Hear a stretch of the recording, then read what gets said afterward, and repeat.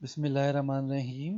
आज हमारा chapter number 5 का लेक्चर नंबर 2 है, जो कि oxidizing properties of halogens and hydrogen halides के हवाले से है। सबसे पहले हम लेक्चर नंबर 2 में ऑक्सीडाइजिंग प्रॉपर्टीज को स्टडी करेंगे। First of all we will study oxidizing properties of halogen, relative reactivities of halogen as oxidizing agent. Here we will discuss relative reactivities.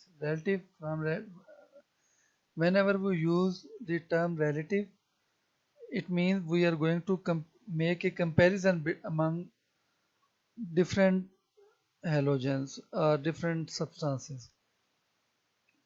So here we will make a comparison between reactivities of halogen as oxidizing agent, which is strong oxidizing agent and which is weak oxidizing agent. We will find out about this one. हमें जो है जहाँ पर relative का लफ्ज़ आएगा वहाँ पर मतलब हम मुआवजा करेंगे, कंपैरिजन करेंगे, मुआवजा करेंगे, हम मिलाकर देखेंगे, दो चीज़ों को मैच करवाएंगे कि कौन सी चीज़ ज़्यादा स्ट्रांग है, कौन सी वीक है। तो यहाँ पर हम हैलोजन को ऑक्सीडाइजिंग एजेंट के तौर पे मुआवजा करवाएंगे और देखेंगे कौन सा हैलोजन स्ट्रांग ऑक्सीडाइजिंग एजेंट है और कौन सा हैलोजन वीक ऑक्सीडाइजिंग एजेंट है।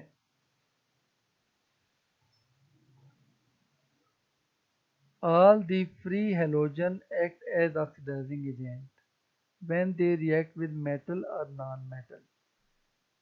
तमाम free halogen mean their molecules F2, Cl2, Br2 and I2. Free halogen means their molecules which exist at diatomic form F2, Cl2, Br2, I2. They act as oxidizing agent when they react with metal and non-metal. The reactant element acquire positive oxidation state in the compound form. The metal or non-metal with which halogen will react, they will get passive oxidation state. They will get passive or lower oxidation state. They may get lower oxidation state. On forming ionic compound with metals. Now what will happen to the halogen? On forming compound with metals, the halogen gain electron and convert it to negative halide ion. The free halogen will change into negative halide ion and the metal and non-metal will change into the positive ion or positive oxidation state ion. तो जो metal और non metal होंगे वो positive oxidation state हासिल कर लेंगे और जो हेलोजन होंगे वो नेगेटिव हैलाइड आयन में चेंज हो जाएंगे। For example we will see this reaction 2Na solid plus Cl2 gives us sodium positive plus 1 and chloride, sodium chloride 2 moles. Here sodium has zero oxidation state and chlorine has also zero oxidation state. So chlorine has changed into negative oxidation state and changed into halide ion, chloride ion, and sodium has gotten positive oxidation state. Sodium ने positive oxidation state हासिल कर ली है और chlorine ने negative oxidation state हासिल कर ली है। तो ये होगा जब भी मेटल या नॉन मेटल हेलोजन से रिएक्शन करेगी तो मेटल जो होगी उनका ऑक्सीडेशन स्टेट प्लस में चला जाएगा, पॉजिटिव ऑक्सीडेशन स्टेट हासिल करेंगे और जो हेलोजन होगा वो नेगेटिव ऑक्सीडेशन स्टेट या हैलाइड आयन में चेंज हो जाएंगे। The oxidizing power of halogen decreases with increase in atomic number. तो जैसे जैसे एटॉमिक नंबर बढ़ता जाता है ऑक्सीडाइजिंग पावर ऑफ हैलोजन कम होती जाती है। Fluorine has the highest oxidizing power and iodine the least. तो जो टॉप पर एलिमेंट होगा उसकी ऑक्सीडाइजिंग पावर हाई है जैसे फ्लोरीन है, और जो आयोडीन बॉटम पर है उसकी ऑक्सीडाइजिंग पावर सबसे कम होगी। The order of decreasing power as an oxidizing agent is fluorine highest, chlorine lower, bromine more lower and iodine lowest oxidizing power. तो फ्लोरीन की ऑक्सीडाइजिंग पावर सबसे ज़्यादा, क्लोरीन की कम, ब्रोमीन की और कम और आयोडीन की सबसे कम ऑक्सीडाइजिंग पावर होगी। The oxidizing power of halogen depends upon the following factors. Energy of dissociation, यानी कि हेलोजन मालिक्यूल जो होगा वो कैसे डिसोसिएट होगा, कितनी एनर्जी चाहिए उसको तोड़ने में। इलेक्ट्रॉन अफिनिटी ऑफ एटम, यानी कि इलेक्ट्रॉन कितनी आसानी से गेन कर सकता है, how easily the halogen can gain the electron. Hydration energy of ions, the negative ion of halogen form will produce how much hydration energy on interaction with water molecule। तो जब ये ion fluoride ion बनेंगे, negative ion बनेंगे halogen के, तो वो water molecule के साथ तल्लक पैदा करके कितनी एनर्जी खारिज करेंगे इस पर भी डिपेंड करता है। अगर ज़्यादा एनर्जी खारिज करेंगे तो ऑक्सीडाइजिंग पावर ज़्यादा होगी। हीट ऑफ वेपराइजेशन, ये ब्रोमीन और आयोडीन के लिए होगी। Heat of vaporization is use for bromine and iodine. Why for bromine and iodine? Because bromine exists as liquid and iodine as solid. That is why we use value of heat of vaporization for bromine and iodine only. The fluorine and chlorine already exist in the form of gas, so we do not use heat of vaporization for fluorine and chlorine. तो fluorine chlorine तो पहले ही gas में पाई जाती हैं, तो उनके case में हम जो है वो हीट ऑफ वेपराइजेशन नहीं देखते, वो पहले ही वेपर हैं, गैस हैं, ऑलरेडी वेपर हैं, वो पहले ही वेपर हैं। लेकिन ब्रोमीन और आयोडीन लिक्विड सॉलिड होते हैं, तो इनके लिए हीट ऑफ वेपराइजेशन की वैल्यू पाई जाती है।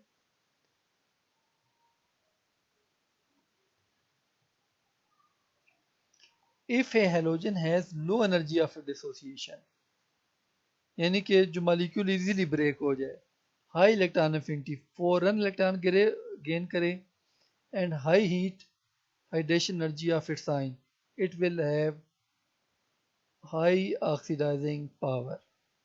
तो if a halogen has low energy of dissociation, it means by gaining small amount of energy, its molecule break down very easily. High electron affinity, it gains electron very quickly and very easily. High radiation energy of its ion, when when the ion of halogen will form, it interacts with water and produces large amount of heat. That will be high radiation energy. In these cases, the halogen will have high oxidizing power. तो अगर halogen की dissociation energy, यानी कि उसको molecule को तोड़ने की energy बहुत कम होगी, और इलेक्ट्रॉन अफिनिटी यानी कि इलेक्ट्रॉन आसानी से गेन करेगा, और जो आयन बनेंगे हेलोजन के उनको वाटर के साथ तलक पैदा करने पर बहुत हीट खारिज होगी, तो ऐसे केस में वो हेलोजन उसकी ऑक्सीडाइजिंग पावर हाई होगी। इसका मतलब तो ये सारी जो प्रॉपर्टीज हैं ये फ्लोरीन के लिए, these all properties exist for fluorine. Oxidizing power of fluorine is higher because it has low energy of dissociation, height of hydration of its ion. तो ये फ्लोरीन की जो है वो ऑक्सीडाइजिंग पावर सबसे ज्यादा होगी इसी वजह से। Due to the relative strength of oxidizing agent, it is possible for each free halogen to oxidize the ion of other halogen next to its family. तो इसमें due to relative strength of oxidizing agent, all halogen have not equal oxidizing power. तमाम halogen की oxidizing power equal बराबर नहीं होती, top वालों की high होगी और बॉटम वालों की लो होगी, यानी कि fluorine has highest oxidizing power and iodine has least oxidizing power. So in the top of the group at the molecule can oxidize the negative ion or halide ion of lower member. The top member of halogen group as molecule can oxidize, which exists as molecule, can oxidize lower member in the form which exists in the form of halide. तो ऊपर वाले जो top position वाले halogen हैं उनके molecule bottom वाले जो halogen उनके नेगेटिव आयन को ऑक्सीडाइज करेगा। मैंने कहने का मकसद क्या है, आपको यहाँ समझे ज़रा बात को, कि जो टॉप वाले हेलोजन हैं उनके जो मॉलिक्यूल होंगे वो बॉटम वाले हेलोजन के नेगेटिव आयन हैलाइड आयन को ऑक्सीडाइज कर सकते हैं, और बॉटम वाले हेलोजन मॉलिक्यूल टॉप वाले जो हैलाइड आयन होंगे, टॉप मेंबर वाले हैलाइड, उनको ऑक्सीडाइज नहीं कर सकते। ठीक है, टॉप वाले हेलोजन मॉलिक्यूल बॉटम वाले हैलाइड आयन को ऑक्सीडाइज कर सकते हैं. These are the standard electrode potential of different halogens in voltage. Standard reduction potential. Symbol E naught. X2 halogen at the top gains 2 electron and form 2 halide ion. Fluorine has highest reduction potential. It has highest oxidizing power plus 2.87. Chlorine has plus 1.36 lower value. It has lower oxidizing power. Bromine has further lower value plus 1.06. It has further lower oxidizing power, and iodine has least oxidizing power due to lowest reduction potential. Fluorine is present at the top. It can oxidize all the halide ion to the molecular halogen. तो fluorine जो top पे होगा इसका molecule halide ion जितने भी नीचे होंगे सबको ऑक्सीडाइज कर देगा. A reaction will occur if the value of electrode potential is positive. Iodine, being the weak oxidizing agent, cannot oxidize chloride, bromide and fluoride ions. तो आयोडीन मॉलिक्यूल जो है वो टॉप वाले हैलाइड आयन को oxidize नहीं कर सकता. ये हमने अभी पहले भी डिस्कस किया है कि जो बॉटम वाले मॉलिक्यूल हैं वो टॉप वाले हैलाइड आयन को ऑक्सीडाइज नहीं कर सकते, उनको हैलोजन में तब्दील नहीं कर सकते. Fluorine gains 2 electron, gives 2 fluoride ions.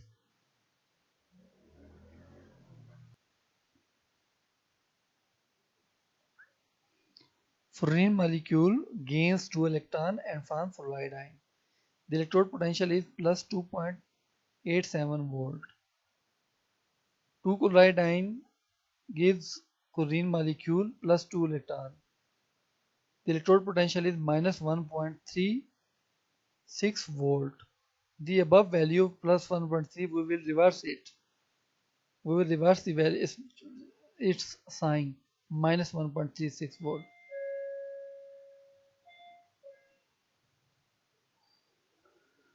So chlorine will have a reverse sign because the reaction is reverse for chlorine.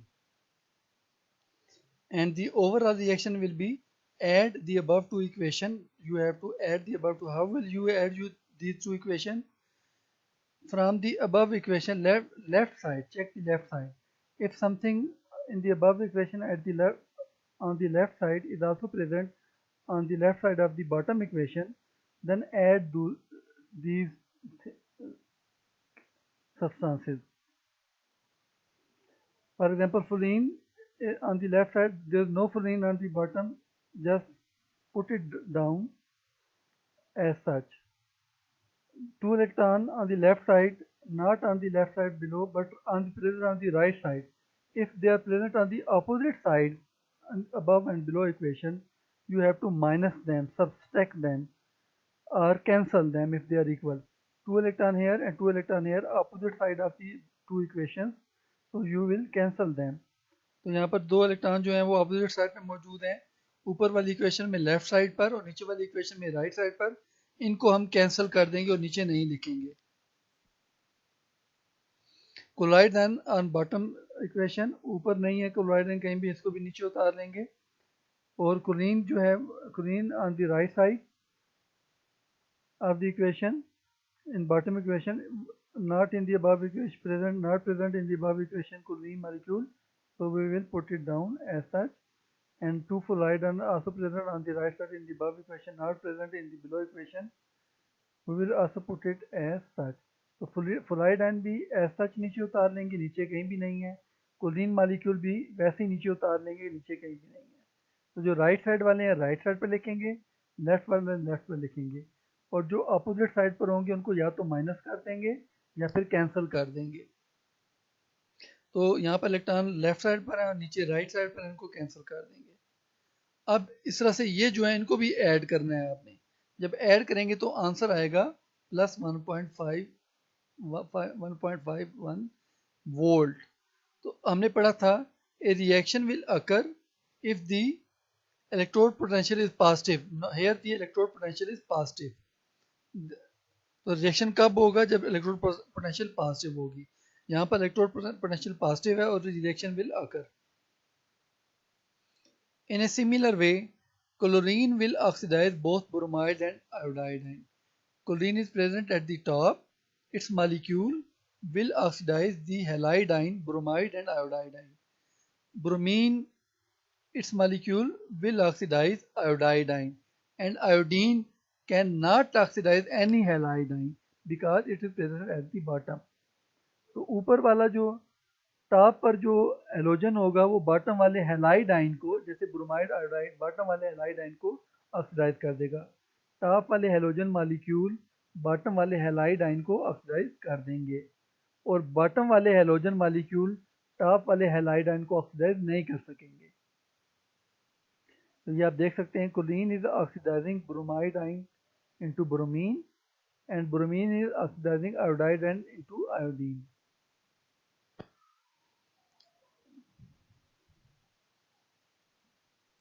Fluorine and chlorine can oxidize various colored dye to colorless substances. For example, litmus and universal indicator can be decolorized when exposed to fluorine and chlorine. तो fluorine chlorine जो है ये colour dies होते हैं, रंग होते हैं, और जो कलर सब्सटेंसेस हैं उनको ऑक्सीडाइज कर देते हैं, उनका कलर ख़त्म कर देते हैं ये। तो मिसाल के तौर पे ये लिटमस पेपर है, ये कलर्ड होता है। यूनिवर्सल इंडिकेटर है, ये भी कलर्ड होता है।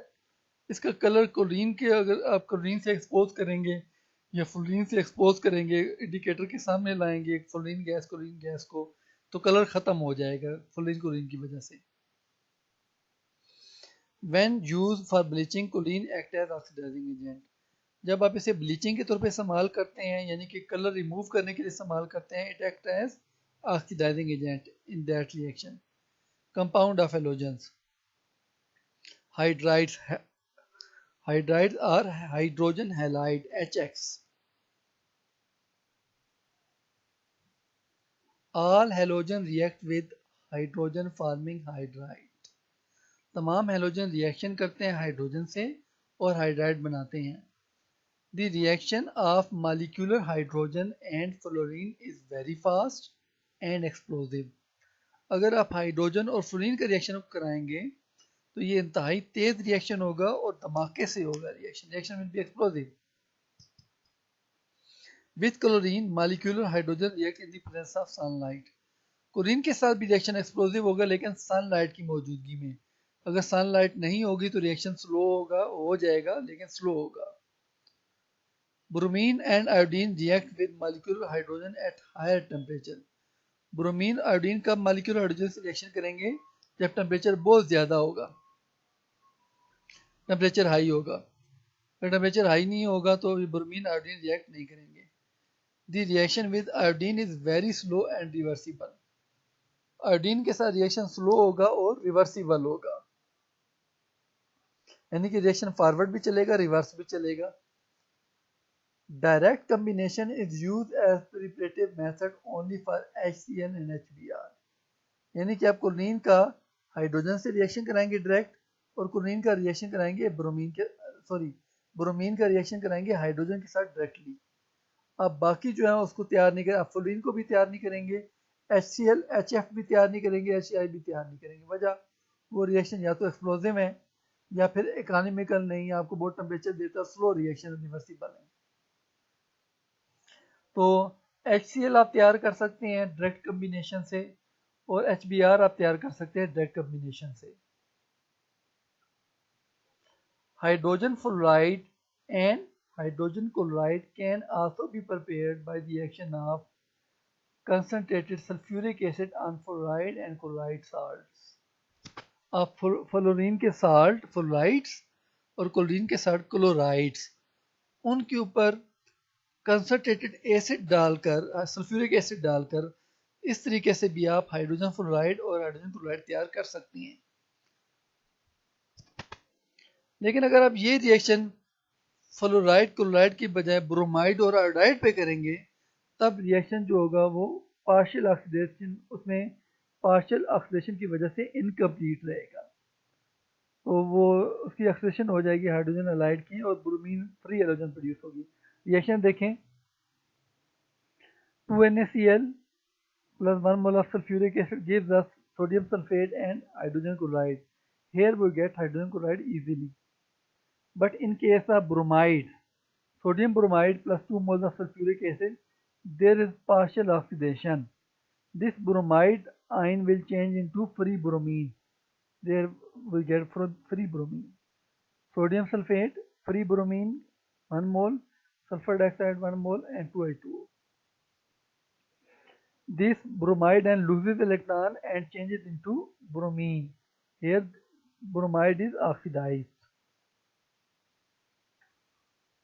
So we cannot get hydrogen bromide in case of sodium bromide salt. तो हम सोडियम ब्रोमाइड की केस में हम हाइड्रोजन ब्रोमाइड हासिल नहीं कर सकते, वजह पार्शियल ऑक्सीडेशन हो जाती है।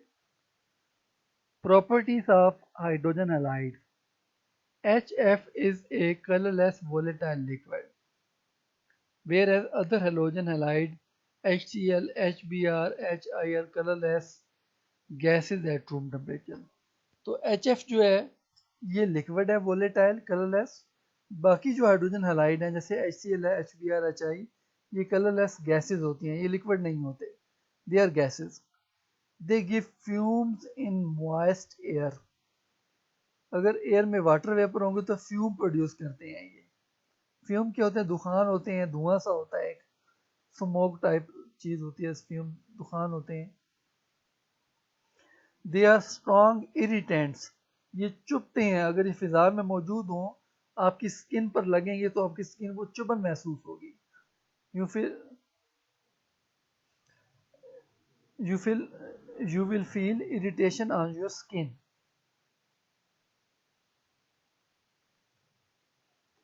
Hydrogen fluoride attack glass and has found application as non-aqueous solvent.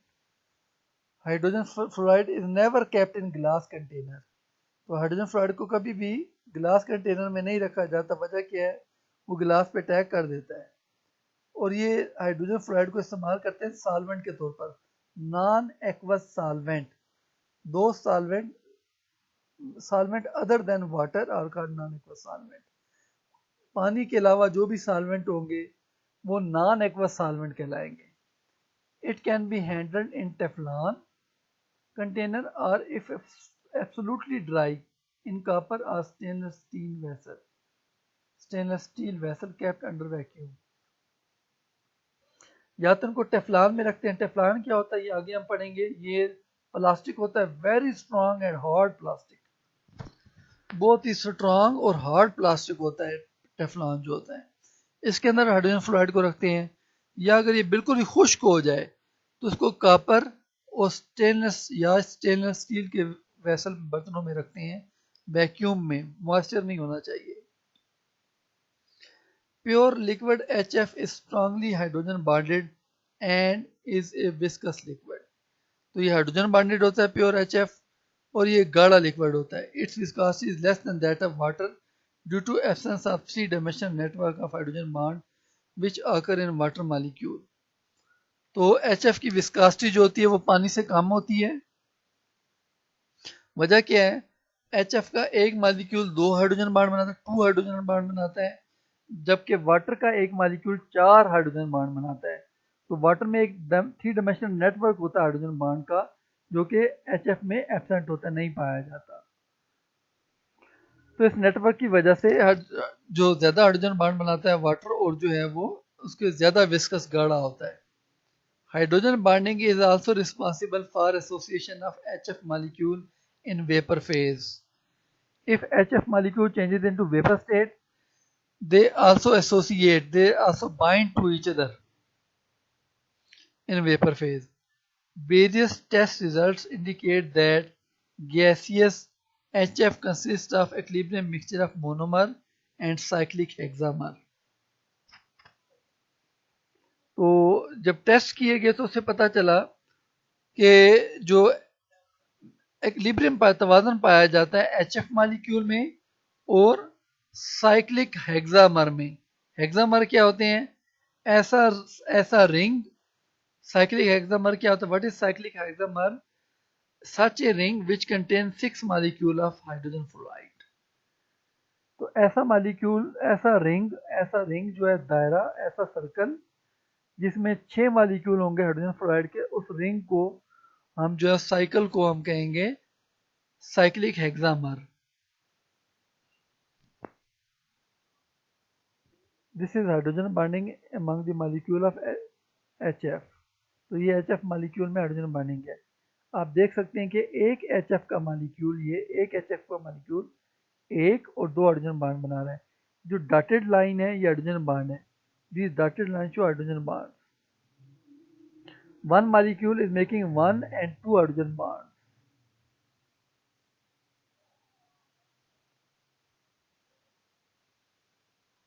Chain polymer में आल्सो एग्जिस्ट।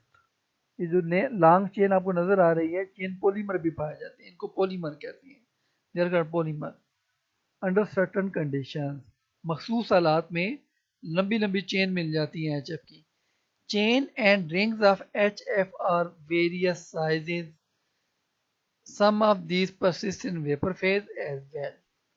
जो चेन्स होती हैं, ये जो लंबी चेन होगी, इस तरह से लंबी चेन चल रही है, और जो रिंग्स होंगे उनका साइज मुख्तलिफ होता है, और कुछ रिंग और चेन वेपर फेज में भी मिल जाती हैं, यानी कि वेपर में भी चेन बन जाती हैं और रिंग बन जाते हैं।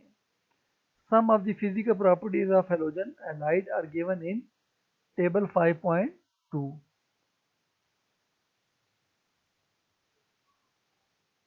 टेबल 5.2 प्रॉपर्टीज ये HF है, HCl, HBr, HI। Melting point -83.8 less, -114.2 further less melting point, then increasing and then also increasing.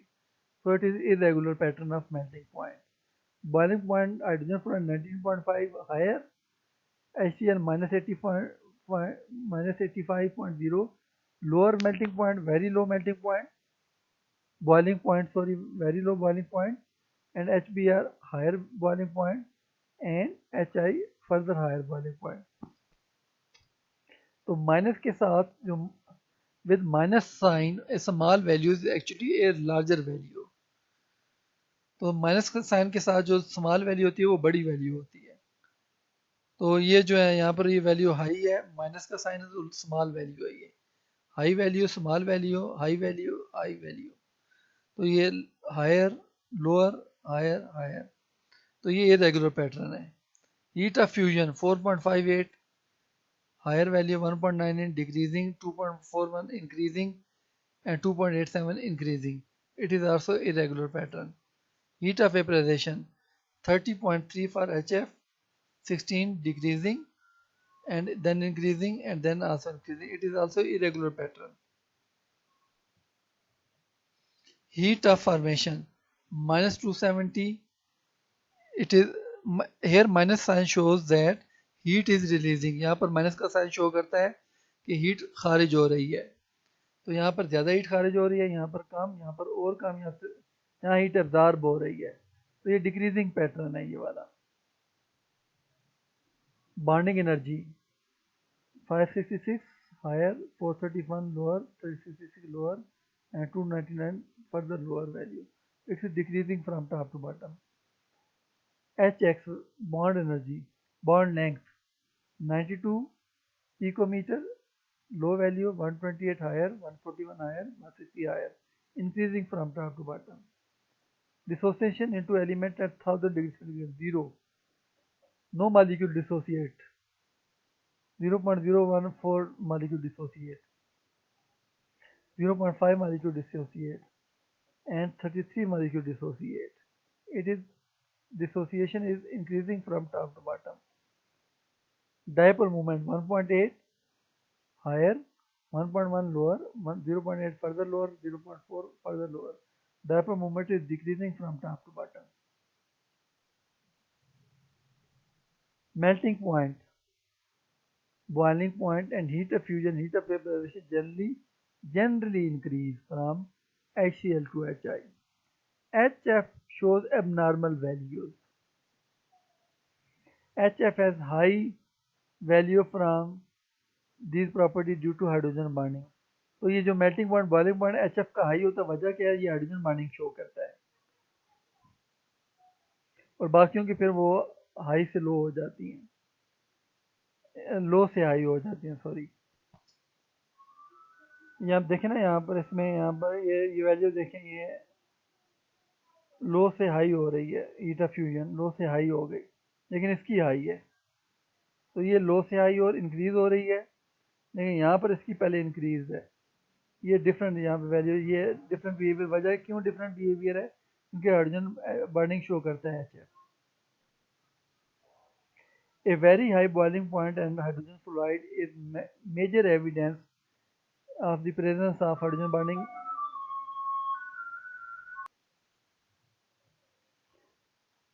A very high boiling point of hydrogen fluoride is major evidence of the presence of hydrogen bonding among its molecule.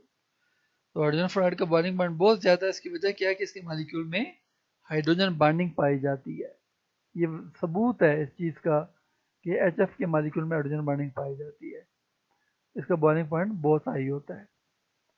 The relative volatility of HCl, HBr and HF reflects that the strengthening of van der Waals forces due to increasing size of halogen. अब HCl, HBr, HI इनकी जो volatility है उसमें जो है कमी होती जाती है। HCl के वेपर ज़्यादा होते हैं, HBr के कम और HI के और कम। उसमें वजह क्या है? हेलोजन का साइज बढ़ने से वान डर वाल फोर्सेस स्ट्रांग होना शुरू हो जाती हैं। Since the dipole moment of decreases from HCl to HI, dipole moment decrease करता है HCl to HI, probably dipole induced dipole forces play an important role in intermolecular bonding of the heavier HX molecules. अब अगर हम top to bottom देखें तो dipole moment कम होता जा रहा है। यहाँ पर डायपोल मोमेंट देखें, डायपोल मोमेंट है 1.8, 1.1, 0.84, डिक्रीज होता जा रहा है, कम होता जा रहा है डायपोल मोमेंट। यही वजह है कि जो इंटरमॉलिक्यूलर बाइंडिंग है वो हेवियर मॉलिक्यूल में वो भी वीक होती जाती है डायपोल इंड्यूस्ड डायपोल फोर्सेस की वजह से।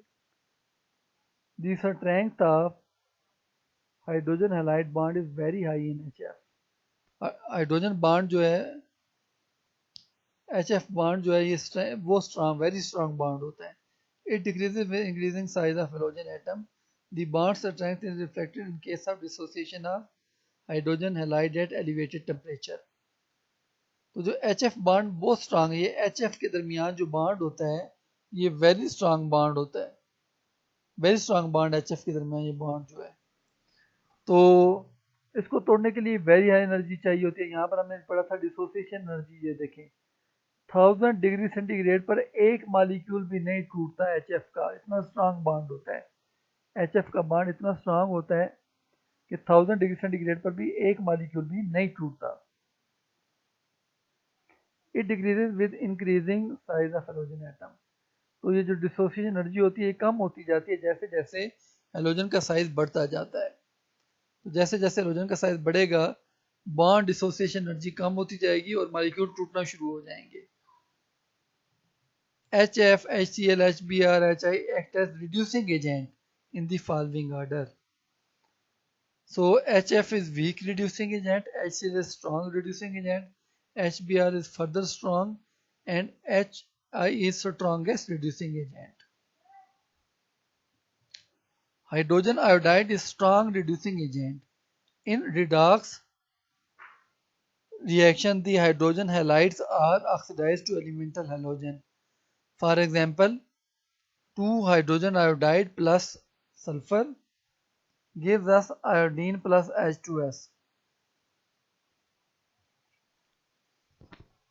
तो hydrogen iodide strong reducing agent है। In redox reaction the hydrogen halide oxidize to elemental hydrogen. तो जब ये रिड्यूसिंग एजेंट के तौर पे एक्ट करता है तो हाइड्रोजन हाइड्राइड में से हाइड्रोजन रिमूव हो जाता है और एलिमेंटल हाइड्रोजन बनती है। So when it acts as reducing agent, hydrogen iodide acts as reducing agent, it changes into elemental halogen. The hydrogen is removed and added to the other substance.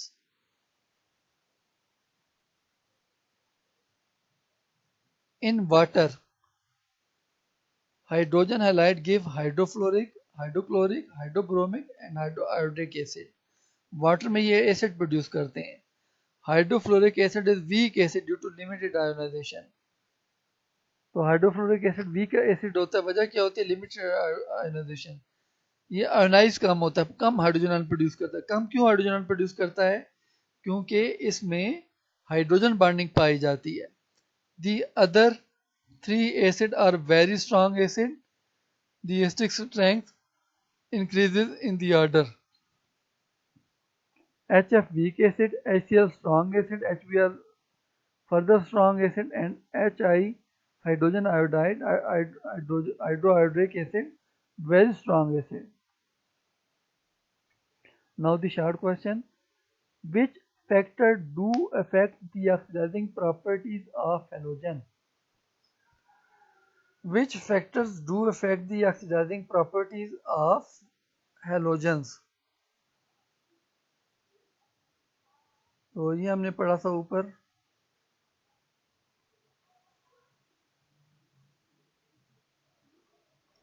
These are the factors which affect the oxidizing property of the halogens. You have to write all four factors. Why HBr cannot be prepared by the reaction of bromide salt with concentrated acid? तो sulphuric acid से क्यों नहीं हम तैयार कर सकते HBr? उसमें क्या होती रीजन? ये यहाँ पर ये वाला ये और ये रिएक्शन लिखेंगे आप. यहाँ से ये दो लाइनें और ये नीचे वाला रिएक्शन लिखेंगे. ऊपर वाला रिएक्शन नहीं लिखेंगे. ये नीचे वाला रिएक्शन और यहाँ पर ये दो लाइंस, ये दो लाइनें और ये नीचे वाला रिएक्शन. पार्शियल ऑक्सीडेशन हो जाती है सोडियम ब्रोमाइड की और हम HBr हासिल नहीं कर सकते. Describe the reducing power of hydrogen halide. तो हाइड्रोजन हैलाइड की रिड्यूसिंग पावर बताएं आप. यहाँ पर रिड्यूसिंग पावर दी गई है. Hydrogen halide act as strong reducing agent. तो रिड्यूसिंग एजेंट के तौर पे काम कर रहे हैं. ये रिएक्शन भी लिखेंगे आप, बल्कि यहाँ से लिखेंगे इतना ही है. ये आपने ऑर्डर भी तरतीब भी लिखनी है और ये आपने रिएक्शन भी लिखना है. ये सारा आप लिखेंगे रिड्यूसिंग एजेंट के तौर पर रिएक्शन जो होंगे. Why HF is weaker acid than HCl. ये फिक्रा लिखेंगे हाइड्रोफ्लोरिक एसिड का और लिखेंगे limited ionization is due to presence of hydrogen bonding in the among the molecule of hydrogen fluoride. Thank you for your participation. For more videos, please subscribe the channel.